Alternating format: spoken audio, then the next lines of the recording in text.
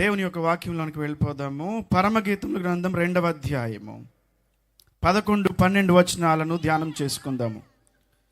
ప్రియురాల సుందరవతి లెమ్ము రమ్ము, చలికాలము గడిచిపోయెను, వర్షకాలము తీరిపోయెను, వర్షమిక రాదు. దేశమంతటా పువ్వులు పూసి ఉన్నవి. ఓ పిట్టలు కోలాహలము చేయు కాలము వచ్చెను. పావుర స్వరము మన దేశములో వినబడుచున్నది. దేవుని పరిశుద్ధ వాక్యము దీవించబడునుగాక. హల్లెలూయా. చదవబడినటువంటి దేవుని యొక్క వాక్యము నుంచి కొన్ని విషయాలు ధ్యానం చేసుకుందాం. నాకున్న సమయం చాలా తక్కువ, ఎందుకంటే అభిషక్తులైనటువంటి దైవజనులు మన మధ్య 2వ ప్రసంగాన్ని అందించడానికి సిద్ధంగా ఉన్నారు కనుక ఆ సమయాన్ని మనం సద్వినియోగపరచుకోవాలి కనుక దయచేసి పరమగీతముల గ్రంథం 2వ అధ్యాయము 11, 12 వచనాల్లో ఉన్నటువంటి విషయాలను ఈ సమయంలో ధ్యానం చేద్దాము. దృష్టించండి. 3 ప్రాముఖ్యమైనటువంటి విషయాలు ఇక్కడ కనిపిస్తూ ఉన్నాయి.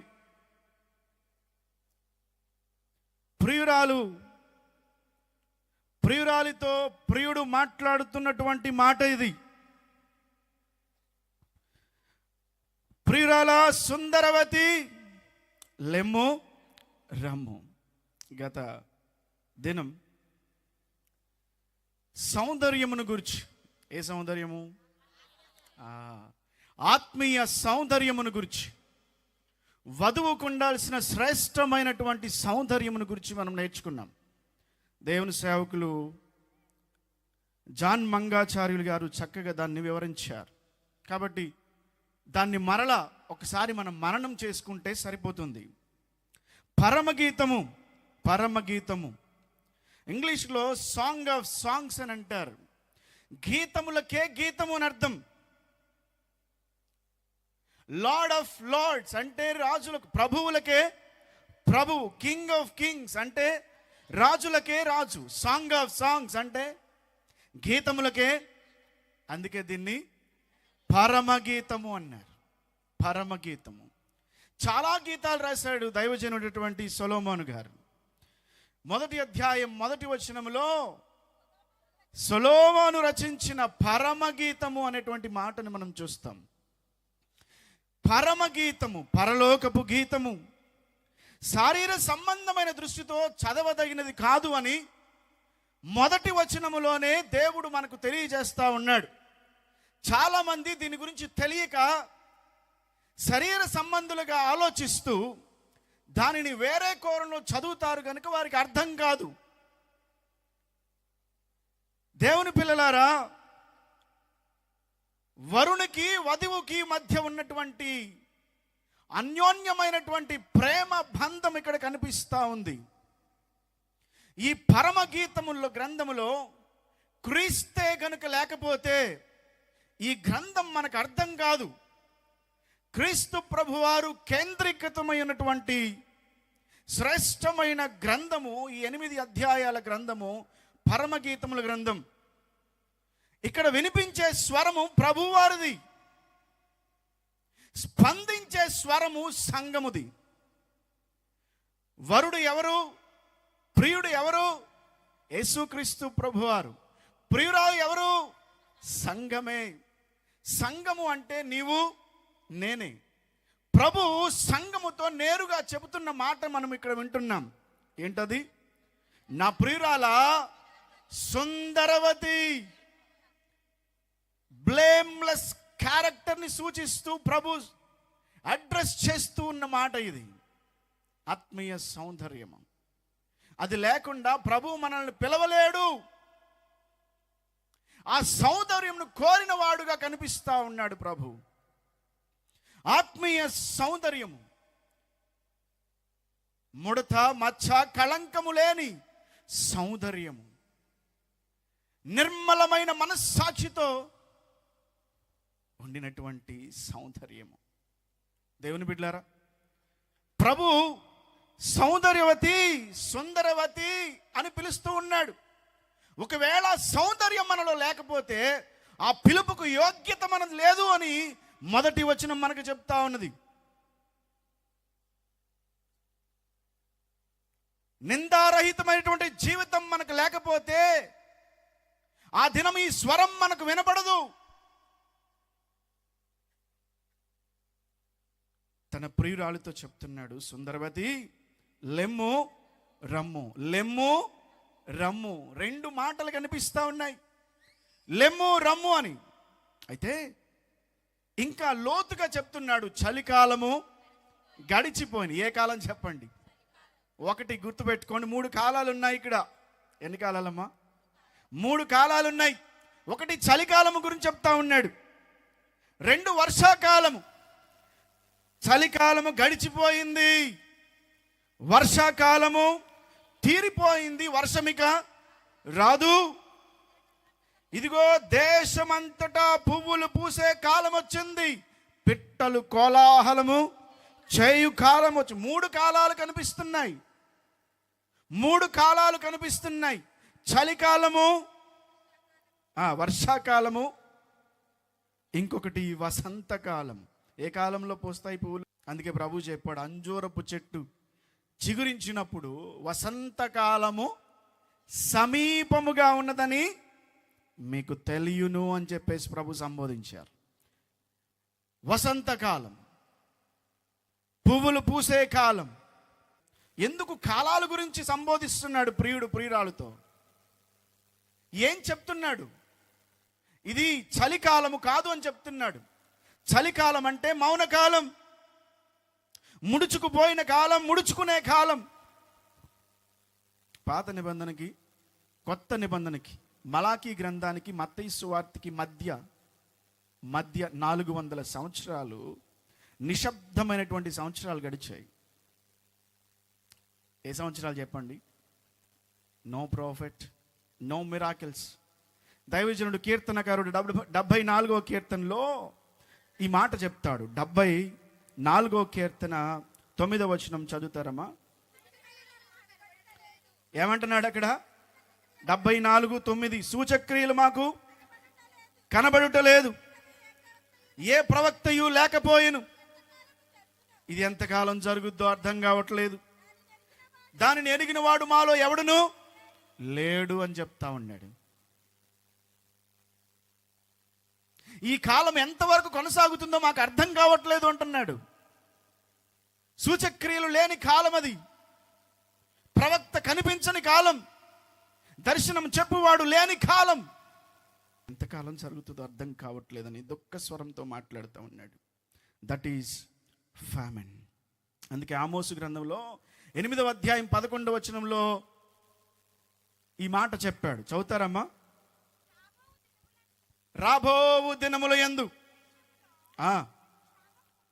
క్షామం పుట్టించబోతా ఉన్నాడు దేవుడు. ఆ క్షామము అంటే ఏంటి చెప్పండి? కరువు. దేవుడు ఆమోసు ప్రవక్త ద్వారా ముందే చెప్తున్నాడు, ఏం రాబోతుంది? కరువు రాబోతా ఉంది. ఏం రాబోతుంది చెప్పండి? అయితే ఆ కరువు బాహ్య సంబంధమైన కరువు కాదట, ఆహారానికి సంబంధించిన కరువు కాదట. ఒక కాలం రాబోతా ఉంది.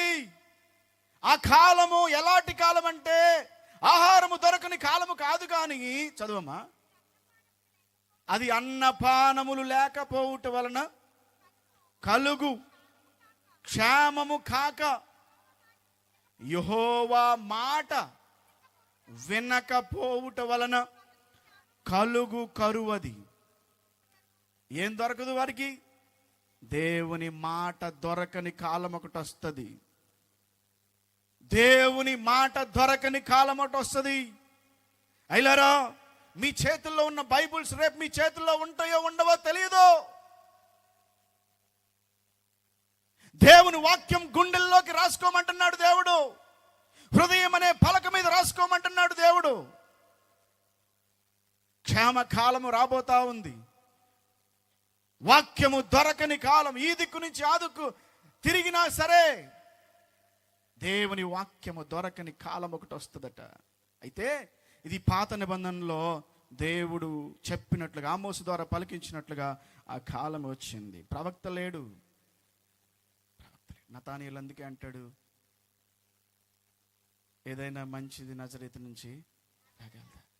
He's waiting for that. కనిపెడతా ఉన్నాడు. ఏమయ్యా, ఏదైనా వస్తుందంటావా మంచిది?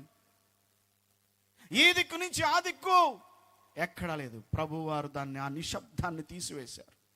ప్రవక్తలు దాన్ని చలికాలంతో పోలుస్తూ ఉంటారు. ముడుచుకున్న కాలం, మౌనమైపోయిన కాలం అది. రెండో చలికాలంతో పోలుస్తూ ఉంటారు. మౌనమైపోయిన కాలం అది. రెండో కాలము వర్షాకాలం. ఏ కాలం చెప్పండి? వర్షాకాలం. తొలకరి వర్షము, కడవరి వర్షం. తొలకరి వర్షము, కడవరి వర్షం.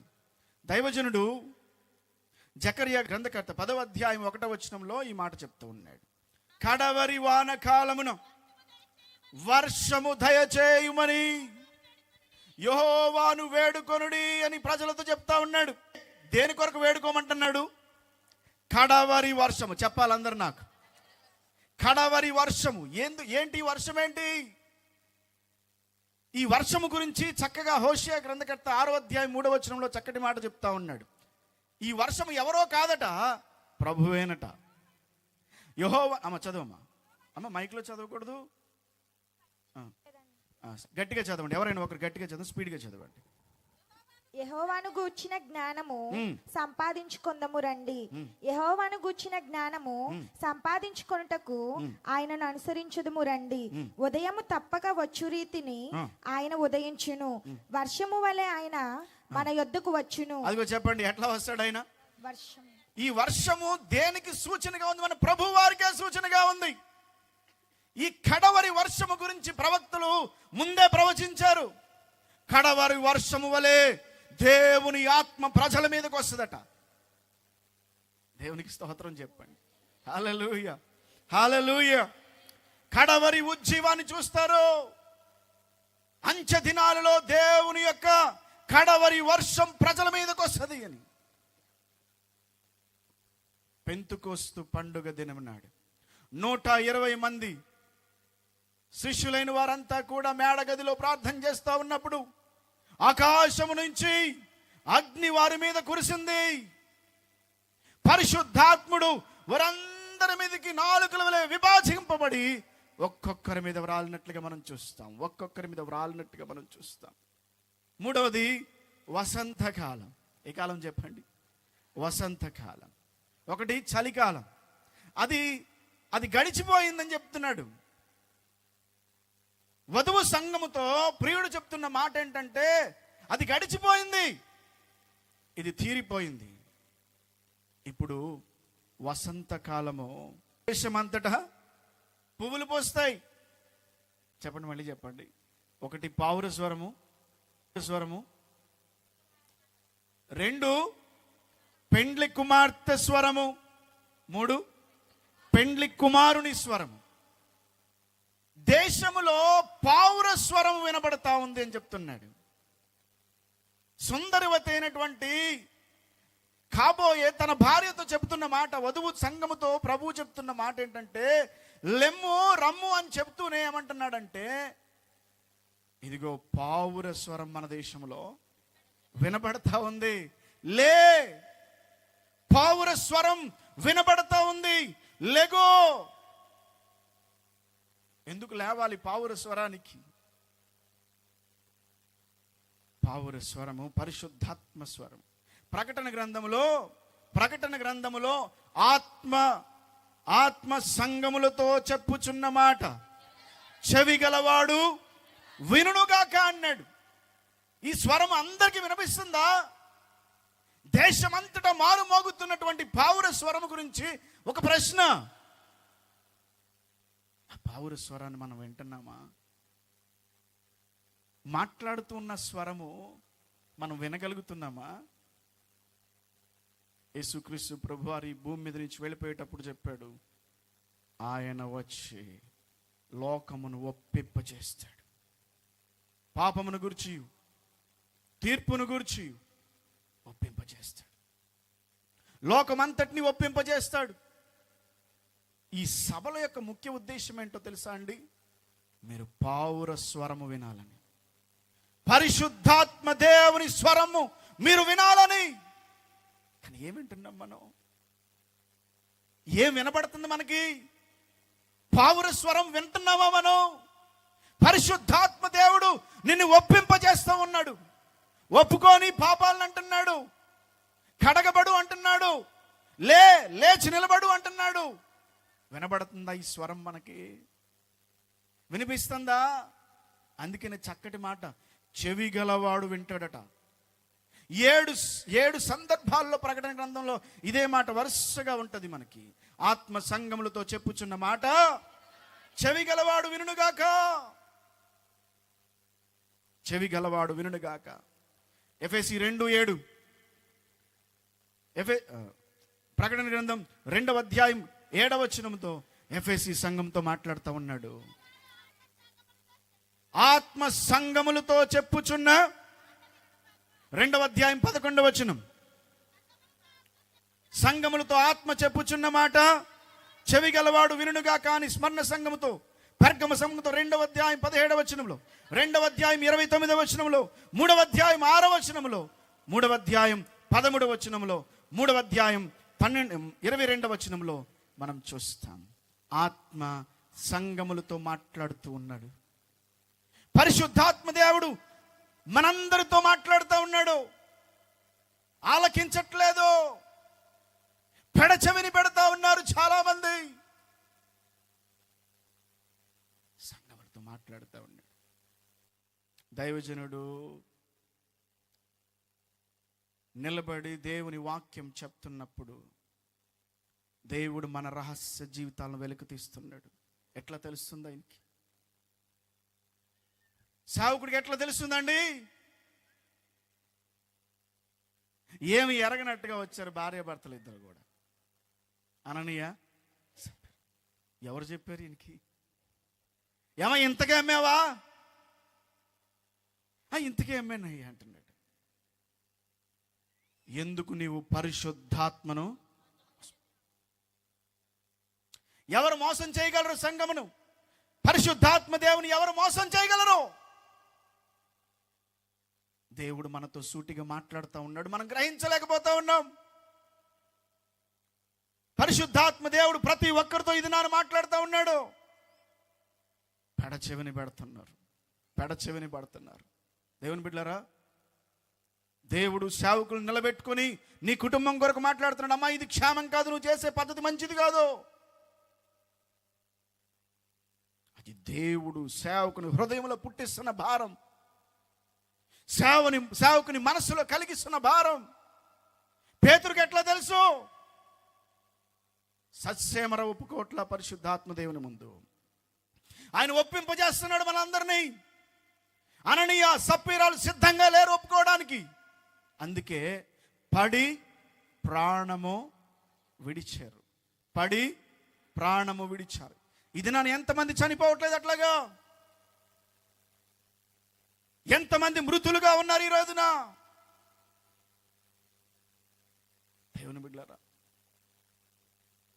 చాలా సంఘములు, చాలా మంది జీవితాలు ఎట్లాగే ఉన్నాయి. జీవిస్తున్నామన్న పేరు మాత్రం ఉన్నది కానీ మృతులుగానే ఉన్నారు. అందుకే దేవుని ఉగ్రత చాలా కుటుంబాల మీదకి వస్తూ ఉంది. ఇది నన్ను వర్దిల్లట్లేదు, ఒప్పుకోలేకపోతున్నారు, దేవుని మాటను అంగీకరించలేకపోతున్నారు. నాకు కాదులే అనుకుంటున్నారు. ఎన్ని కోటాలు పెట్టాలి? ఎంతమంది సేవకులను పిలవాలి? ఎంత ప్రయాసపడాలి? ఎంత కన్నీరు కార్చాలి? ఒప్పుకోవట్లే. దేవుని బిడ్డలారా, పరిశుద్ధాత్మ దేవుడు మనల్ని ఒప్పింపజేస్తా ఉన్నాడు. ఒప్పుకోని స్థితిలో ఉన్నారు నేటి దినాన. అది క్షేమం కాదు. అది మీకు క్షేమం కాదు, మీ కుటుంబాలకు క్షేమం కాదు. పరిశుద్ధాత్మ దేవుని స్వరాన్ని నువ్వు వినగలిగితే రేపు ఎత్తబడే సంఘంలో నీవు ఉంటావు. నీవు సౌందర్యం కోల్పోయిన స్థితిలో ఉన్నట్లయితే, మృతతుల్యమైనటువంటి స్థితిలో ఉన్నట్లయితే ఆ స్వరము నీకు వినబడదు. చెవి గలవాడు మాత్రమే వింటాడు.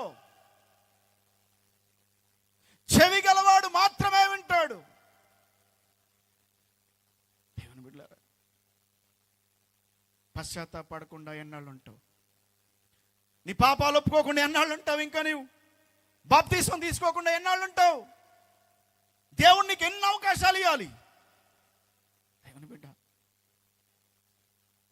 ఎన్నిసార్లు మరణావస్థలోకి వెళ్ళిపోయావు కదా నువ్వు. ఎన్నిసార్లు దేవుడు నిన్ను పట్టుకున్నాడు.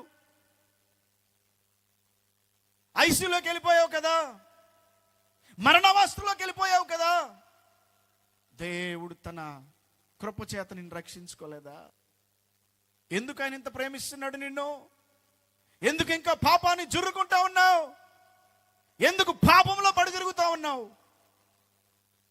నీకు ఆ స్వరం వినిపించట్లేదా?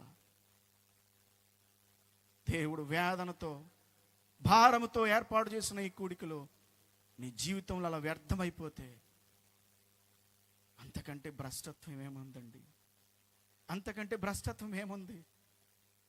ఇంత విలువైన సమయాన్ని కూడా శ్రేష్టమైన దైవజనులు పనులు మానుకొని కుటుంబాలను విడిచిపెట్టి మనతో పాటు ఉండి ఇంత కష్టపడి సేవ మన మధ్యన పరిచర్య జరిగిస్తే యథావిధిగా నువ్వు ఉన్నట్లయితే ప్రభు సంతోషపడతాడా? ఆ స్వరం నీకు వినపడాలి. ఆ స్వరం నీకు వినపడాలి. ఈ రాత్రి నువ్వు పశ్చాత్తాపడాలి. ప్రభువా, ఈ రాత్రి నీ స్వరాన్ని నేను వింటానయ్యా. నీ స్వరాన్ని నేను వింటానయ్యా. నాతో మాట్లాడు తండ్రి అంటే ప్రభు నీతో మాట్లాడతాడు. నువ్వే రక్షించబడకుండా ఇంకా కాలయాపన చేస్తూ ఉంటుంటే నీ బిడ్డలు ఎట్లా రక్షించబడతా ఉంటారు? అపవాది నోట్లోకి వెళ్ళిపోతున్న నీ పిల్లలను నువ్వు తప్పించలేని స్థితిలో ఉన్నావు. ఇది నాన్న రాజమార్గాల్లో ఇష్టానుసారంగా తిరుగుతున్న నీ పిల్లలకు చెప్పలేని స్థితిలో ఉన్నావు నీవు. దేవుడిచ్చిన అవకాశాలు ఎన్నో ఎన్నో పోగొట్టుకుంటున్నావు. దేవుడు నీతో మాట్లాడట్లేదా? ఈ 3 దినాల్లో ప్రభు నీతో మాట్లాడలేదా? ఎంత అలక్ష్యం, ఎంత నిర్లక్ష్యం. తిండి మీదున్న శ్రద్ధ, మత్తు మీదున్న శ్రద్ధ. దేవుని బిడ్డలారా, నీ కుటుంబ క్షేమానికి నీవే ఉత్తరవాదివి. నువ్వు కుటుంబం దీవించబడలేకపోవడానికి నీవే ఉత్తరవాదివి. నీవే దేవునికి లోబడలేకపోతే నీ వెనకాల ఉన్న వాళ్ళు ఏం నేర్చుకుంటారు? దేవుని బిడ్డ, ఏం నేర్చుకుంటారు వాళ్ళు? ఓ చెవి నాకు దయచేయి తండ్రి, వినగలిగిన మనస్సు నాకు దయచేయి తండ్రి. ప్రభు తన సేవకులు నిలబెట్టుకుని మాట్లాడుతూ ఉంటుంటే గాలికి వదిలేసే వాళ్ళు చాలా మంది ఉన్నారు. అగబు అనే ప్రవక్త లేచి చెప్తా ఉన్నాడు, ఓ గొప్ప కరువు రాబోతా ఉంది అన్నాడు.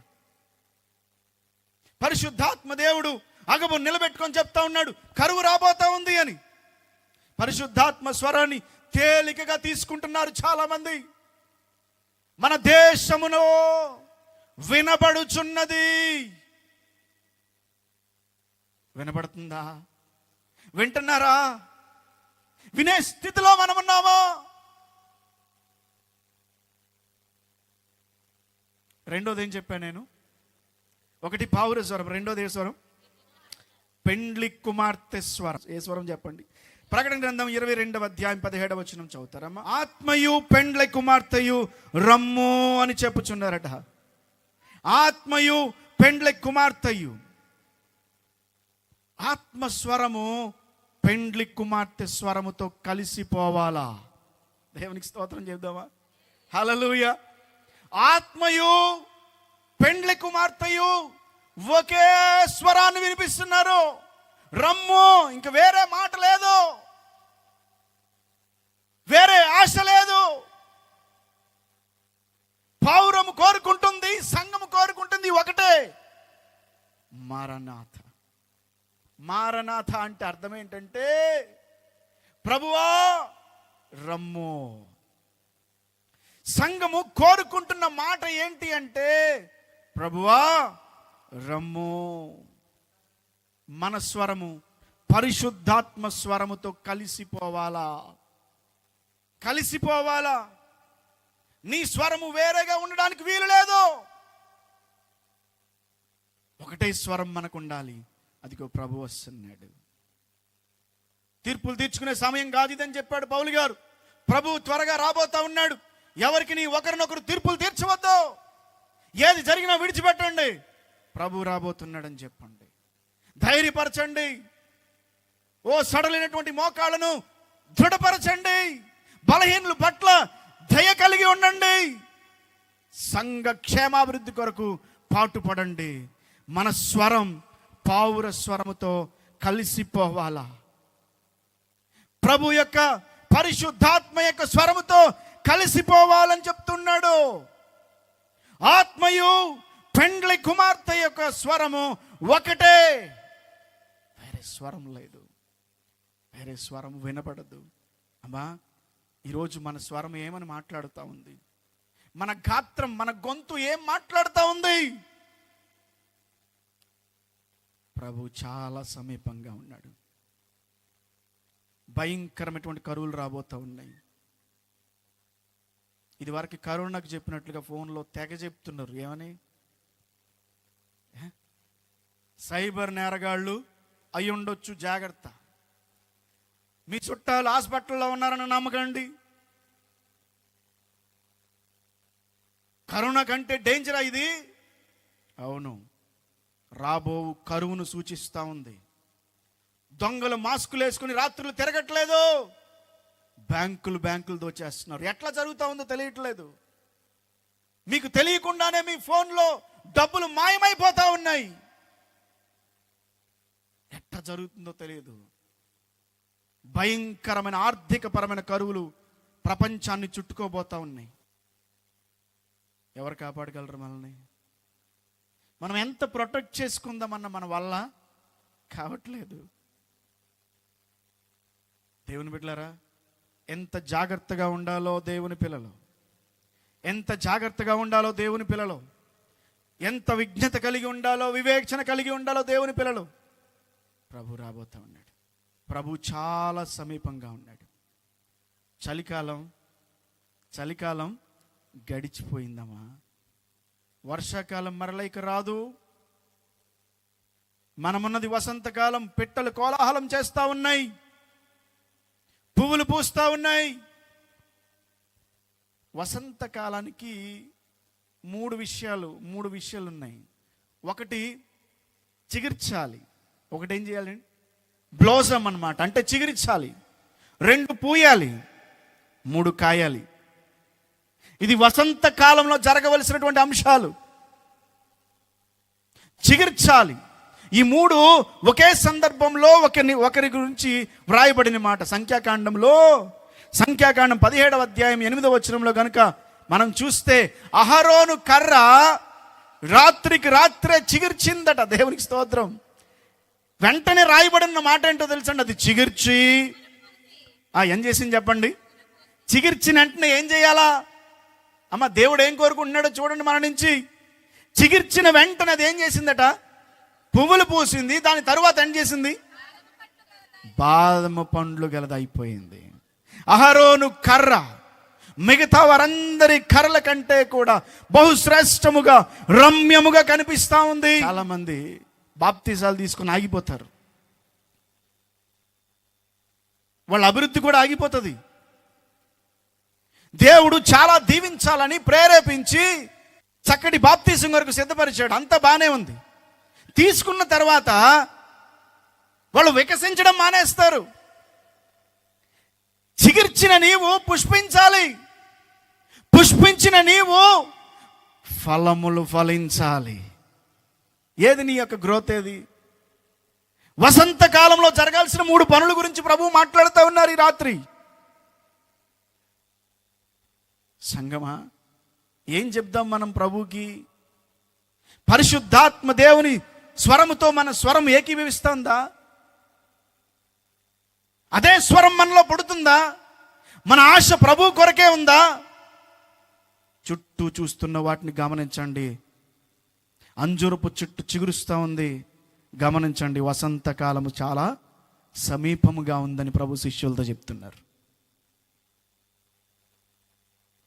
మీరు యుద్ధముల గురించి, యుద్ధ సమాచారముల గురించి వింటారు. అక్కడక్కడ కరువులు, భూకంపముల గురించి మీరు వినబోదురు.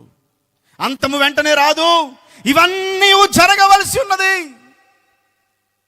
ఈరోజు సువార్త ప్రకటించడం అంటే ప్రాణంతో ఖరీదుగా ఉన్నది. ఎంతోమంది సేవకులు నలిగిపోతూ ఉన్నారు. 4 సంవత్సరాలు 4.5 సంవత్సరాలు పాలకొల్లు ప్రాంతంలో చాలా వేదనలు అనుభవించాం. నాతో పాటు నా సంఘ బిడ్డలు నిలిచి వారు కూడా చూశారు మా బాధలు. దేవుని పిల్లలారా, ఈరోజు అంత ఈజీ కాదు. అంతటా స్వార్థ ప్రకటించబడు వరకు దాని ఖరీదు చాలా. ఎంతమంది ప్రాణాలు పెట్టాలి, ఎంతమంది రక్తం చిందించాలి, ఎంతమంది తమ వారిని కోల్పోవాలి. అయినా సరే బలిపీఠం కింద ఉన్న ఆత్మలతో ప్రభు జోగొడుతూ మాట్లాడుతున్నాడు. వాళ్ళు అడుగుతున్నారు, నాదా సత్యస్వరూపి, ఎందాక నీవు లోకానికి తీర్పు తీర్చకుండా ఉంటావయ్యా?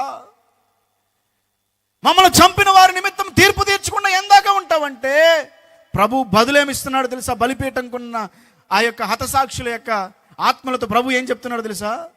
ఏం చెప్తున్నాడు?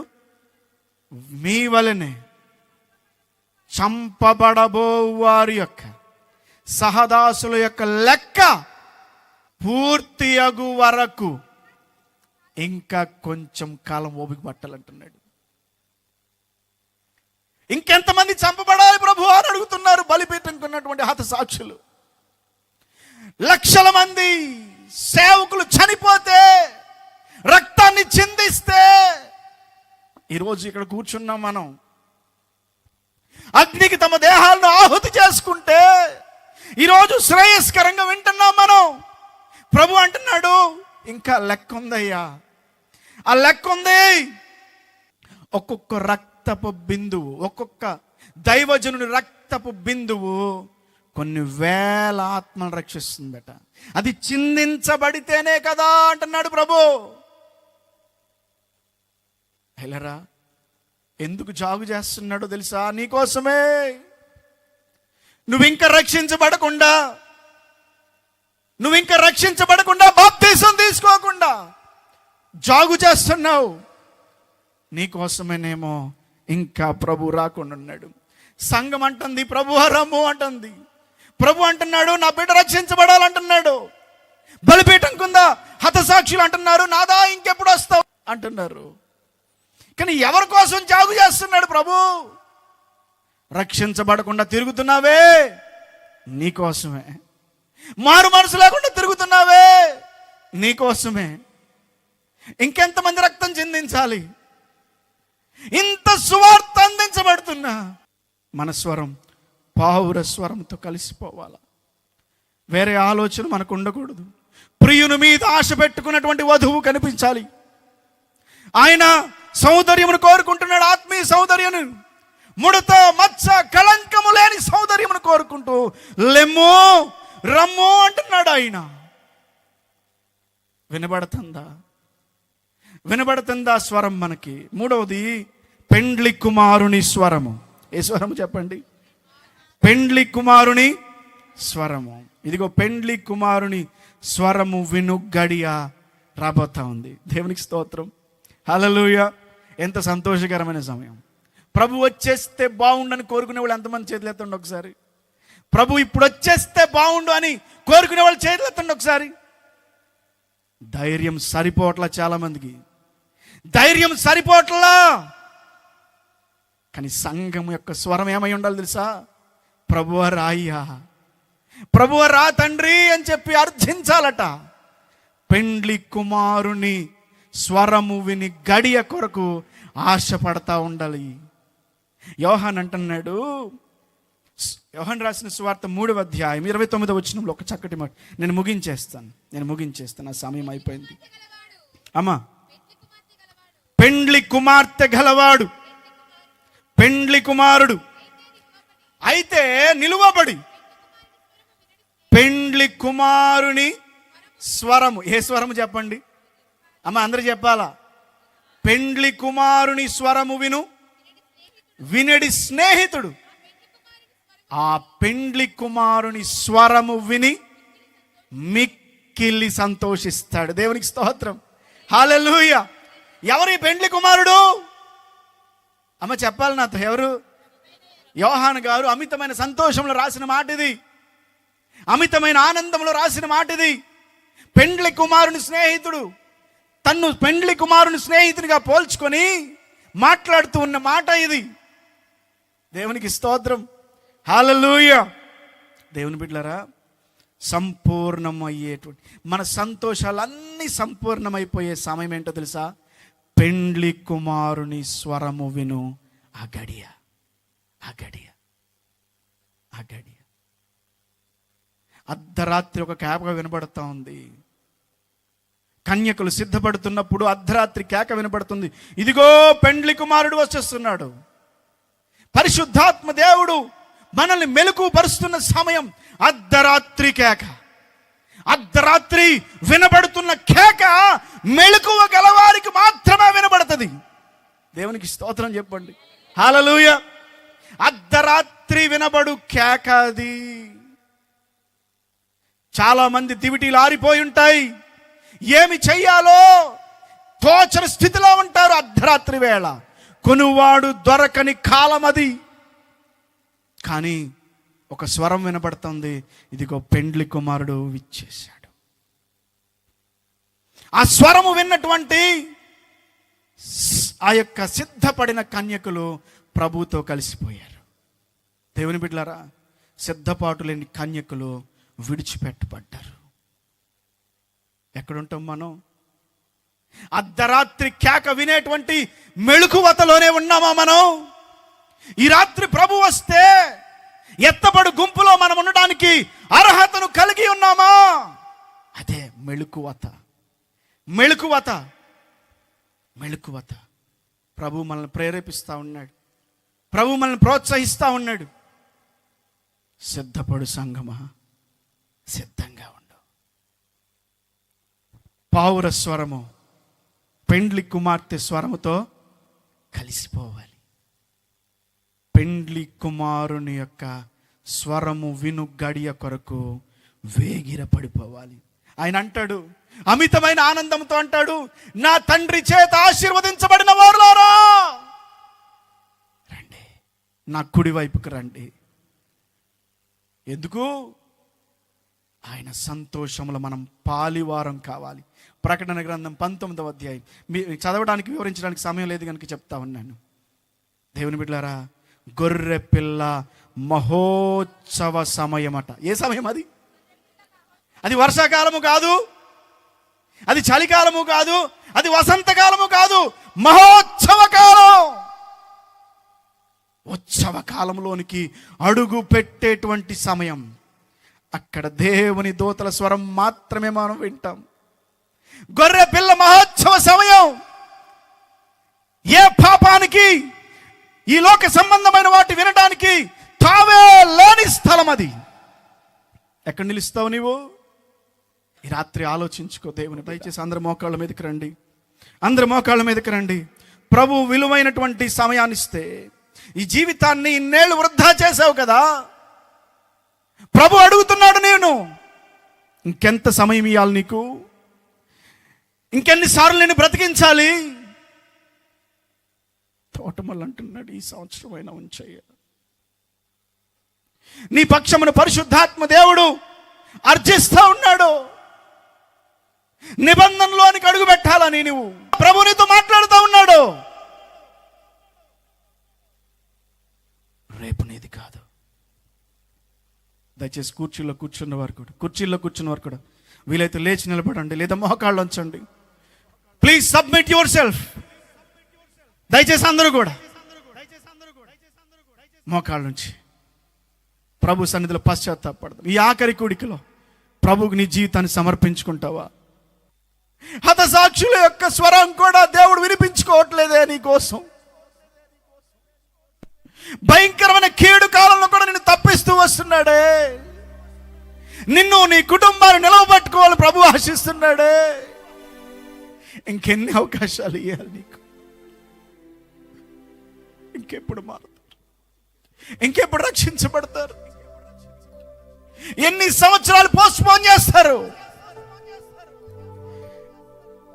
దేవుని ప్రేమను చులకనగా తీసుకుంటున్నారా? దేవుడిచ్చు సమయంకి విలువ లేకుండా చేస్తున్నారా? అందరూ కూడా పశ్చాత్తాపడుతూ ప్రభువుకు మీ జీవితాలు సమర్పించుకోనండి. ప్రార్థన చేసుకుందాం. ఈ రాత్రి పూట ప్రభు మనతో మాట్లాడారు.